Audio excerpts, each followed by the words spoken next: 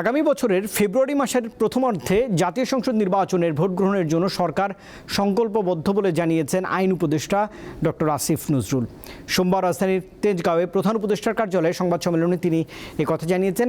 বলেছেন, জুলাই সনদ নিয়ে অপেক্ষা করেও রাজনৈতিক মতামত না পাওয়া গেলে নিজের মতো পদক্ষেপ নেবে অন্তর্বর্তীকালীন সরকার। রাজধানীর তেজগাঁওয়ে প্রধান উপদেষ্টার কার্যালয়ে উপদেষ্টা পরিষদের জরুরি সভা হয় সোমবার।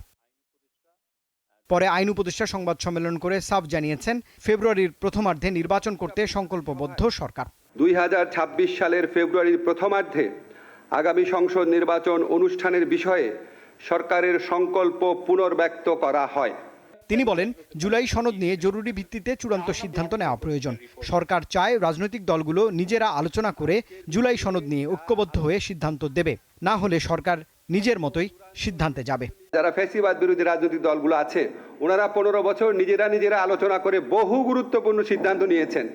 ওনারা অত্যন্ত প্রতিকূল সময়ে একসাথে আন্দোলন করেছেন, একসাথে নির্যাতনের শিকার হয়েছেন। আমরা ওনারা সে উদ্যোগে নিজেরা আলোচনা করে আমাদেরকে একটা ঐক্যবদ্ধ নির্দেশনা দিবেন এই প্রত্যাশা করছি। আইন উপদেষ্টা জানান, সরকার আশা করছে এক সপ্তাহের মধ্যে জুলাই সনদের বিষয়ে ঐক্যমত্যে পৌঁছবে রাজনৈতিক দলগুলো। অবশ্যই সরকারের মতো অ্যাক্ট করবে। রুবায়েত হাসান, দীপ্ত সংবাদ, ঢাকা।